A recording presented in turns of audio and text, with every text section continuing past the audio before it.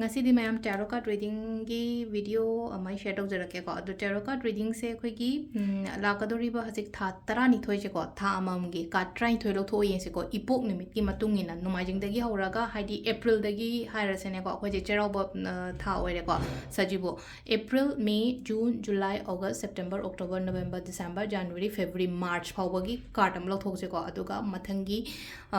april yorok pada amu adugi predictions kumba kai gumba mai tawse ko adu sidagi ko ahamba aina sida thamiba card se sidai card trying to lo those ko aduga keno sidai haurase ko hajik april tha sidagi april tha se kamaina leigadage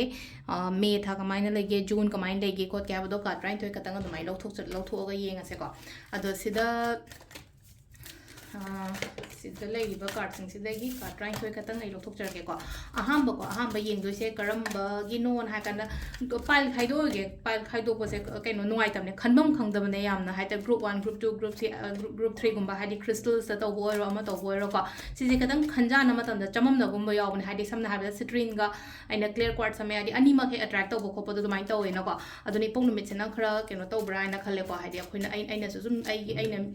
keno yeng ba do ko adu sidagi ai ahamba numai jingi ka trying to lo to se ko numai jingi ka trying to se sela dum lo to smina dum thamjarage ko me mang sida card se ko smai tar marak ta ge dum smina satla go tham se ko spread to the vida ahum mari manga aduga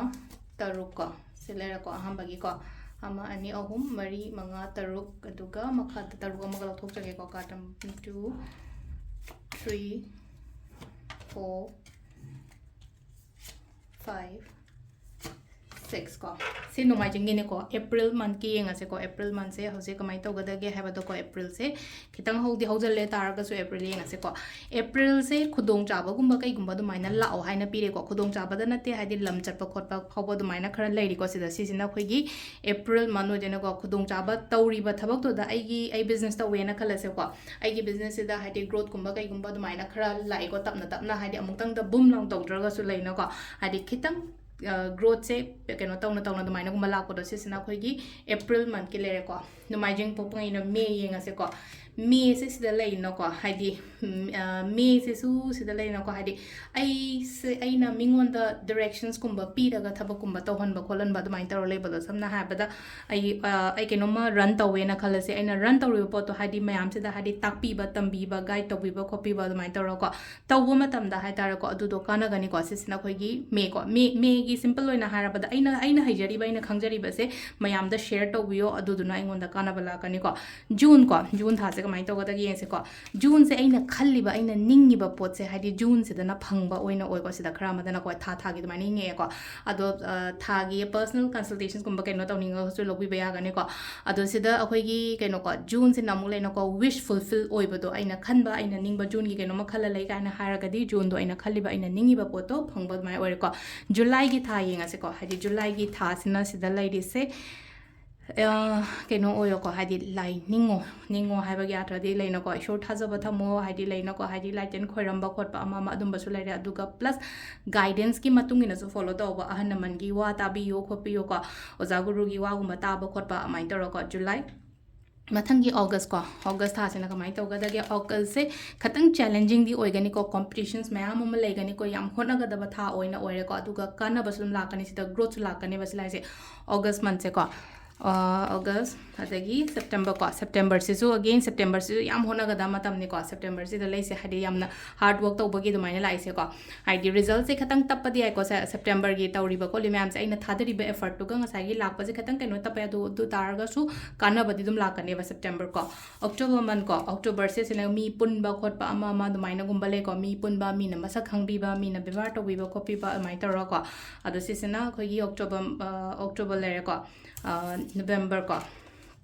November sina haidi ko thabak inkhang gumba tawbu khopa leiragadi yamna profitable oyo haina like profitable oiba thabak job anobo gumba lakpa khudegi silai se haidi khudong chaba finance ka mari leina na haidi khudong chaba khopa dumai la ko November December se imung manung phajana keno tawbu khopa dumai la ko yum kai phawba sem ge sage gaina haragadi ngamgani ko sai ki December ge se January month ko January se le ko se lai se haidi infinite keno leiba hai tar ko sida infinity ki symbol am lak pa se haina kaino ma khan ba tau ge kaina khalaga di tau bungam gani ko sigi pot sima confident layo haina hai ko sila confident layo ki gano ai ngonda aki ba gumba kai gumba do ma am do thado aduga phajana kaino to ko February month ko February month se na kitang mi pun ba khot pa mayam dagi cut off tawraga ai se kaino tawraga lebiong ka mayam dagi cut off tawraga isolate tawraga kholaga lebi ba copy ba nai taro ko aduga March da hai tare ko se da March da thabang khang ho ba khot pa do minus lai ko mathangi chahi se March se hadi kaino ma tawge start tawge khot ke haraga di adu do khoi da kana bugum ba la kani ko se da lai ha bagi nomai ki 12 months ki projection ko ado mathangi ningtho ka ba yamu yeminar se Mathangi sena khoigi ningthokaba numit kini ko ningthokaba numit ki lakadoriba tha train thoi se ko tha train thoi gi ka train thoi lokthoga ko April dagi horaga na March phawbagi ko ado sida leino ko personal consultations lobini wala raga di makata number hapcharamge ado da WhatsApp message kumba kai gumba do maina thabiro ko hadi personal consultations tarot card ki matang da ko ado sidagi katse ai trying to get a little picture got trying to again and paragalo to in a hammer no majing logre matangis in a quiggy can no got into gabagi got into gabagi ama and me home Mary Manga Jagase Chandra cockatans minor chinjan got Manga Taruk Tarit Nipan Mapan Tara Tramathoi Traithoi Ningtho Kaba Hamba April Tha Yeng se ko April Tha se kamai tawgadage April Tha se khallaga leiriba pot se hadi pangtho o ngamni ngamoi hana dumai khangano ba hadi leino ko hadi sa se da ningjing mangjing na ba ina si je changjalai ngamgadrani ngamoidrani kaina khallaga lei ko se le se ko chatlo taw changjalon haibsida hadi aina leiriba hadi yamna comfortable zone amada leito doi tholaga thabak taw haina to ngairaga leiba khara amadu so result se positive oina lakpa dumai lai ko April month se ko hajeba May tha se kamai tawga May tha se wakhan nungai gani ko yamna wakhan nungai bata nate aphaba gumba kai gumba dumaina lakpa yamna ke na mongna lai se makhalen ko yamna positive oiba man oina oire ko May tha se mathangi June sina mule na ko June sida aina khanba ningba khotpa mayam se thungoi na lai sida ko wish fulfill oyo na ko July gi se le ko July se katang hai tar ko se lai se akhoi gi guide kumba laura gumba thabak tawbiyo kaino ma tawram dai da hadi samna start ama tawge khot ke ka haraga di khoi kuthi yeng mani khangde amani khangde natraga hadi ima ba gi kai gi moi gi kaino ge guidance ki makha da gumba do maina gumba thabak tawbiyo ko July August se katang tap kani ko sile ko hadi April May June July August se ngasai ge ina ngai ba khotpa leraga di kitang August se katang delay oi ba khotpa do mai taraga la ko aphabadi la kani adubu delay oi ba ko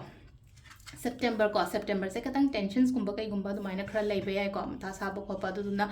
phatabo wakhan gumba kai gumba yam ka haina khan ga no se leina ko aphabo wakhan khallo na la ko sile se hadi tensions gumba kai gumba khatang leiba se koi gi September month se ko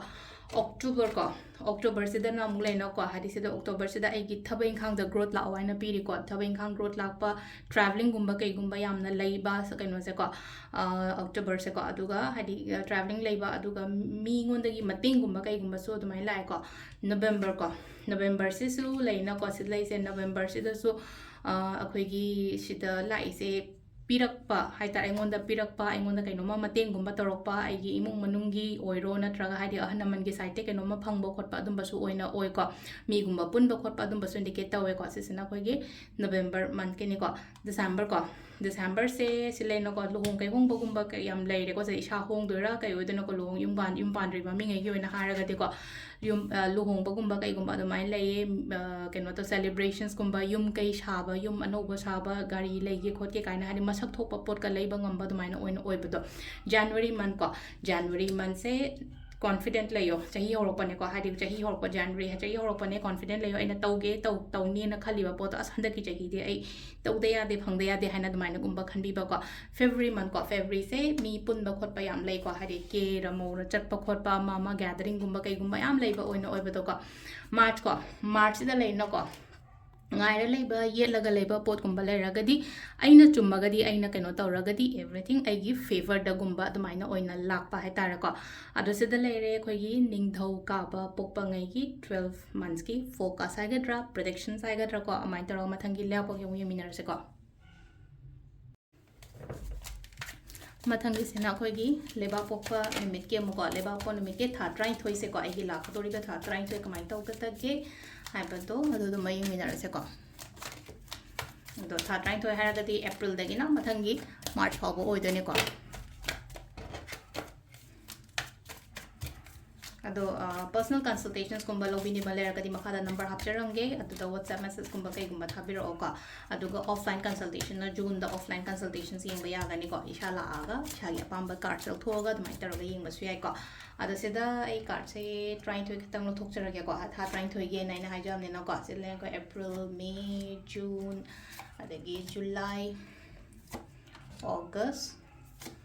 September October November, December ko. December, Jan, Feb, aduga March ko. Sila ko ako'y kino ma'am se ko ako'y ahamba kino dagi hawrasi ko April month ko haji haji chali ba April month se kamay tawgadage April month se sila no ko hadi sida lai no ko thabak se growth ti dum tam na hai tar ko lambi chumak pa lambi pharak pa hai bu oire ko sida chahi hoba sida ko lambi chumba lambi phaba khot pa mai tar ga everything track ta lak pa khot pa mai tar lai ko sida traveling gumba kai gumba khara lai ko traveling har ga to lam tu chat pa khot pa ama mai tar ga adumai na hai di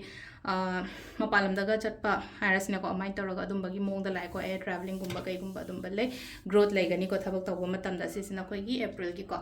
May ko May se silai se pesang sa haina sina view ko May se kaino mataw matam da investment taw matam da ai na haina singna season raga di ko aingon da kana ba adum la kani do hadi phajana khantha raga sida paisa se pai raga mana khallaga lei se coin se pai raga adu na phajana khallaga taw raga di aingon da kana ba oina lak pa do June ko June gi ngasi ko June se silai no ko hadi worried katang oigani ko worried oiba unnecessary in harasni ko samna haibada hena khanjan ba oibado kitang mathabudi charaga su leino ko du yamna problems leiba nate ko aina hena khanjan ba khochan ba adumai taraga leibado aduma su lei adu si leino ko hadi matam pion ha ko isada matam pi ba hakjang gi oiro amagi oiro ko silai jai hakjang isada matam pi dana khotana hakjang nungai hanna ba khotna ba adumai gumba tobi ba ko sisina June gi lere ko July se katang yengjan ba khochan ba dumai lakani ko mi na kalak mi hoba khotpa ama adumba mayam se ko aduna hadi protections ki oina haraga di leno protection yaringe hadi precaution protections gumba kai gumba lo keno to biba adu mayam do natraga na hai leno ko hadi samna haibada akoina akoi gi aura sina khara solaga de ta mi nengjan ba khochan ba je hena changi dan aduna hadi sai thanda prepare to era kishkana na bu yengjan do na kai to do na engon dang noina phana yengjan gera khochan gera engon da changwe haibagi adugi confident ama leraga di go phana yengchalakshano phana mai tarosano ko da sungjang changwe go adugi part ma araziler ko April May June July ko August ke mu yengase ko August ki se August na mu khudong chaba gumba kai gumba khara la haina piri ko tawri ba thabak tu su growth la haina su piri aduga silai na ko anoba thabai khang gumba kai gumba oibe ai tawri ba thabak tu da hena ka khat pa khokat pa amai taro ko aduga silai ko August September sinas the lays a confident lay ko September month se hai tara ko aina ningi ba aina pami ba pot se ai phangani hai bagi adugi confident amaga loina na hai tara ko hadi tawna hai ba sida thabak taw matam da confident thong ngasai gi pakhat pa khot pa kem ta thambi ga no ko se sina khoi gi September month ki lere ko October sina kitang le no ko hadi lining ga da ba tha oi ko ha petang lining ga da mayam da gi cut off tawra katang le no ko shai thanda hadi kitang spirituality rom da kai da mai na gum ba changjan ba khochan ba isha da matam pi ba main we na ko mai tor le ko October November sina si le no ko yare loina kaino sina hadi langtho amaga chatki bagi type ta malai cha hadi loina ma hadi lena ko ai se move on tawge ha bagi dumai na malai ko sil lai se ko ko gi kaino sina ko November man se da hadi lera mi ba kaino si da gi tholak pa ai sumai sum le ya le radi ya roi ko haina dumai tar adu da gi tholak pa ko pa dumai tar lai ko sil November se ko December sina musile no ko hadi ideas gumba kai gumba yam la kani ko chahi lorak panina mathangi chahi ge plan gumba kai gumba yam lak toriba aduna hadi aina khalliba aina ningiba aina kaino toriba khole mayam se pangthok biba mate chahi hor ko matam do ko hadi khandang khalla kaino taw daba ko January tha sina silai se ko hadi chahi hor ko matam da mi gi mating gumba yam taw ko aduna hadi aingon da su mayam ma hai tara ko aingon ai gi mathak thongmuna mu ai gi damak ta mating torokani ba silene ko charity to matam da potse lupa chama donate to matam da hadi lipa lishing ama hale done yang kana multiply tawraga la ko pot se aduga feb ko February month sina kind February month sina hadi lotion ba oina oiba do hadi problems le ram me khangde ama tawre khande loi lotion laga inong nong no amu hobo ko chahi lotion lakpa timing su oina oire ko chela ise ko aduga keno ko Feb March ko March su khatang tensions gumba kai gumba khar legani ko hakchang gumba khatang nuai taba khotaba do maina piri ko adu duna hadi yam kind stress gumba hai tar ko stress gumba lobi daba ko pi daba ko sisena akhoi gi leiba pokpa gi oina leire ko ma mathangi imja kai sage mu yeminarase mathangi sina imja kai sage yenga se ko imja kai sage tha train thoi gi ko la ka doriba tha train thoi se tha khuding gi kartam mamam lok so ko do maina yenga se aduga keno ko lakadoi tha train thoi April dagi horaga mathangi March phawba gi domai tawra ko hadi 12 months ki predictions ko domai tawraga adu doma leire personal consultations ki na makada number hapcharam gi adu da WhatsApp message gumba kai gama domai tawraga thabiro ko call na taba WhatsApp message ko adu hidagi 12 cards khatang lok se ko to aham bal thoi be card se khoi gi April gi odeni ko April May June July, April, May, June, July, August, September, October, November, December, January, February, and March ko. April tha dagi yenga se ko April tha kamai tawgadage ko April tha se leino ko khudong chaba gumba kai gumba hai tar ko opportunities multiple opportunities adu mai lai ko se da ko makhal thabak ka se mayam ama lei bu do ai si bu house ra manga tor ka ler ga hadi khanmam khang da ba chamam na ba ko pa mai ta lai ko adu se da lai se khoi gi multiple opportunities adagi multiple priorities kai ka adum mayam su oi ko khra adu na hadi hau ma tam da phajana leino ko mayam lai na mayam da hojang ga dam na te ko aina sima phani na khan ba mai tar ga hobi ba ko se se aham ba gi April man ko May ko May se leina ko yetna ba khona ba ga leira ga di ko legal case ka leira ga di hedi May se ai gi favor da la pa mari maranga yetna ra ko aina chumma ga di ai gi favor da la ka ni ko sigi pot se May man se ko June se da yamna energetic ti oi do isha se da ko kedang ninghan na ba khot pa mai taw le ko ninghan na ga no aina tawge aina chat ke na khale poto chat pi yo si se ngon da growth la ka ni kedang hai tar ningjing mangjing na ba ma taw ga le se magi hang sai gi se lai se ko na to one se hadi ready di oi ai hauragi taurage habagi dumaina hadi June da kainom hogi kaini khandi khalam gani ba hauraga isi kana gadra kana roidra kana kaino khanja naraga leba do hadi chatpiyo tawbiyo hobiyo ko June ko July sina sida lady se silaino ko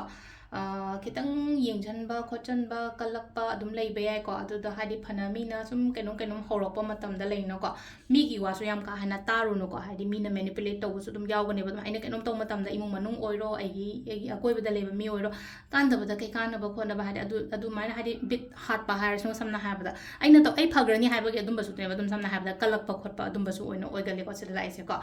ado se non July ko August tha se kamai taw ga da ge August tha je katang silai se ko hadi wakhan se katang nuai ta ba khota ba do mai ta le ko hadi thabak sing se oirak ta ba gi sum lai no isha se da ningjing mangjing narak pa de gi oiroidra kaina khala le do se le no do mai na khan ba ya de ko August ta la kani a phaba ko hadi se da akoina mamang da ya gi dare hena sung ya ro ha ba do mai le te ko September se da na se da le no ko mateng gumba lakpo do engon da thabain khangi kai gi mai taraga mateng gumba kai gumba do mai lakpo oina oire ko sisina ko September ko October se competitions maya mama legani ko competition challenges kadi crash ko mama atar sile no ko mi se fight tawna bagi type ta hadi lan tawna bagi type tan se lan je tawra di akhu yaw ba tar aina ngam da ya de ha bagi do mai tawra do no hona bio competition se ai mai pak da ya di aina su ngam da ya de haina do mai na gumba khanbi ba ko October se ko November se nena mata gani ko wakhan nuai gani nena ta gani paisa sa ki ka stable pasana lakpo mai no oina oi ko stability lakpa aduga December se na musile che ko yet pa khot pa mayam ma leire ko chahi se horo ko matam se da ko hangsa yet pa khot pa mayam leire ga so isha se da hadi confident leiba dagi focus thamana focus thamaga thabak tawra phajana la ga ko December se am phani ba dum hadi aina pami ba pot aina khali ba pot to achieve taw ha ba gi dumai taroga la ko aduga January tha ko January se khatang January da keno mangai bo raga di adugi pot to khatang delay oi ba dumai na oina ko lakti lakani aphabati lakani aduga tappa oina oi February man ko February sidana amuk hadi silena ko yamna secure oiba khotpa imung manung kika luhung kai gomba gumba kai gomba dumaina su lae ko luhung adagi pesha nung shagi kai hadi financial security secure home secure life haibudune bangka aduga March ko March da su leina ko March da growth legani ko thabak tawma tamda growth legani growth tanate hadi aingon da su leina ko anoba thabai inkhang gumba kai gumba la o hana su piri ko adu sisina koi gi yumja kai shagi lere ko mathangi sagon sem yemu yeminarase mathangisina sagon senamit ko sagon senamit ki lakadoriba tha train thoisigi predictions ko aduga tha train thoisigi ka train thoni ko lothok chadoi jena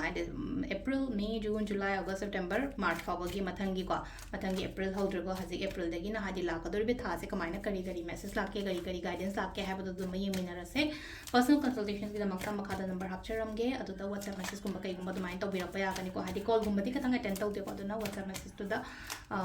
personal consultations given at the questions ke ka yamahang pa yawe ko atum banata only just for personal consultations ko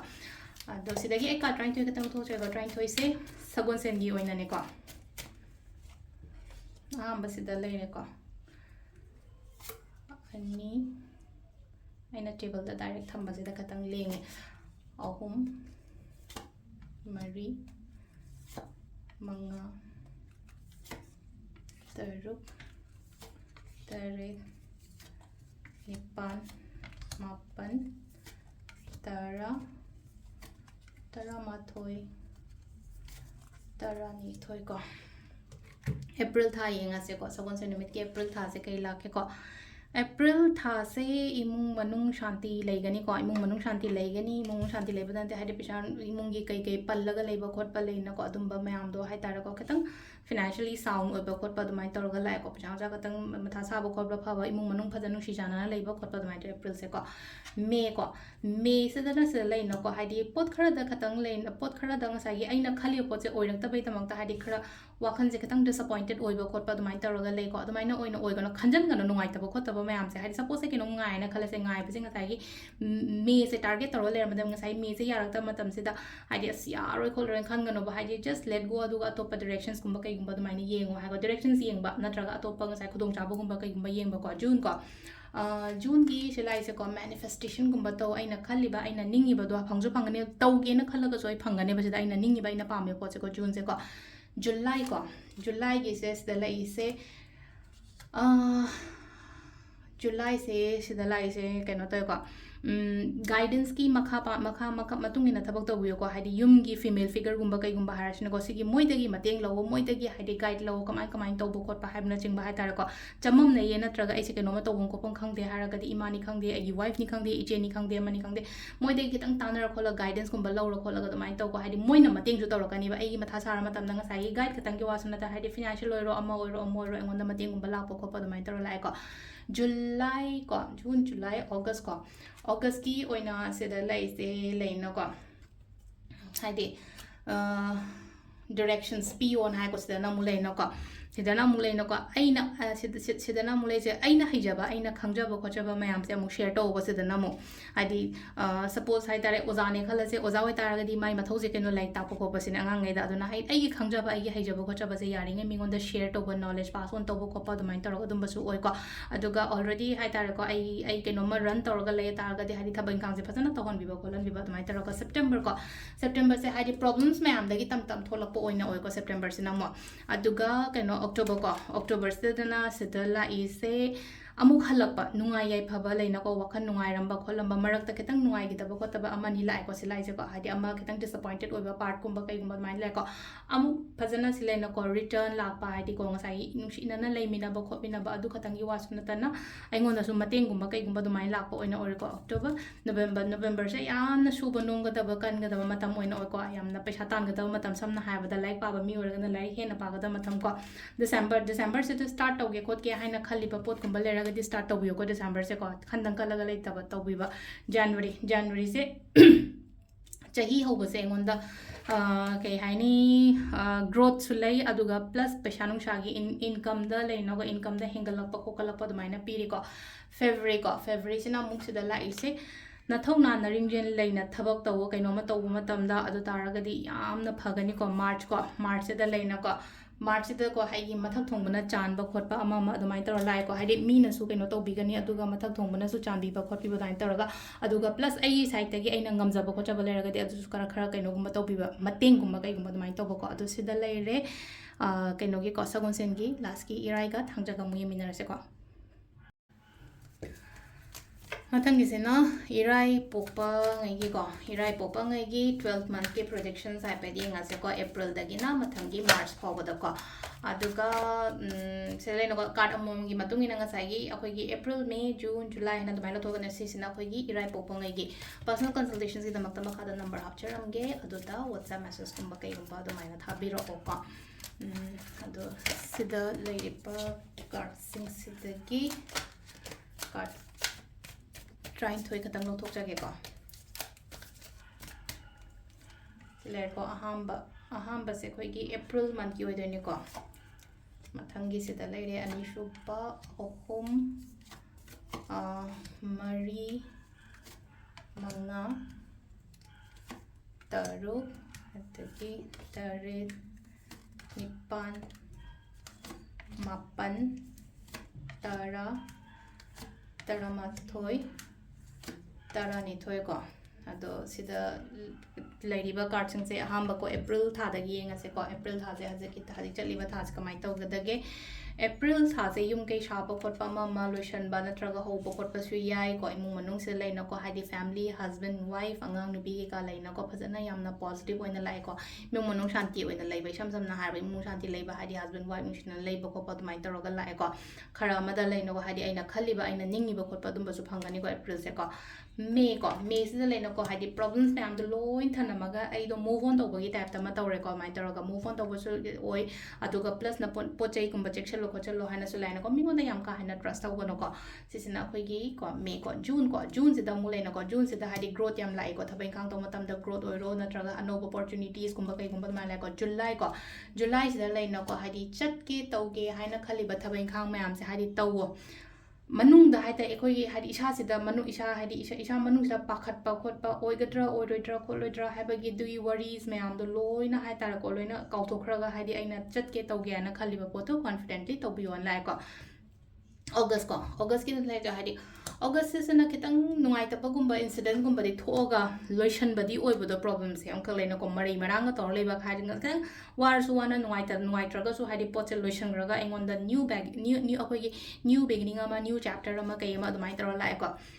Sina September say I'm Honaga Matamnico competitions Kumbakai Gumbayam, like competitions like any challenging like any adubo ultimately. My pack pakotpa adumbadi the my like or silai chausis now quake and no September month, October month, the celebrations kumbakai gumba the minor krala ashlejico. Celebrations means aina kaliba, aina ningiba, aina pamiba, pot natraga, hadikanoman around the queen honaraga labota, do the pangomatan the celebrate over my papa gate my sign of like was the my papa.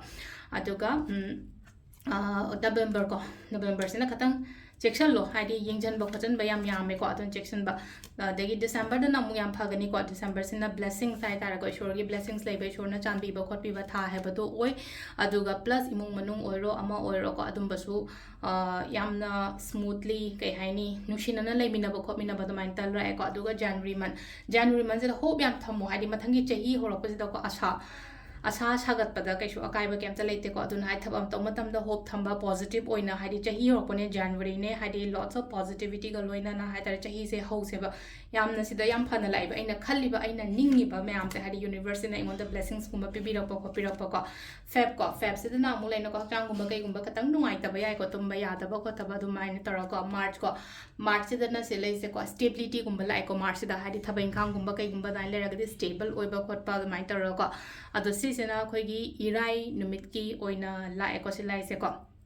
last ki thang jage mu yeminara se last ki ko thang janu mit ki mu yenga se ko thang janu mit ki 12 months ki prediction ko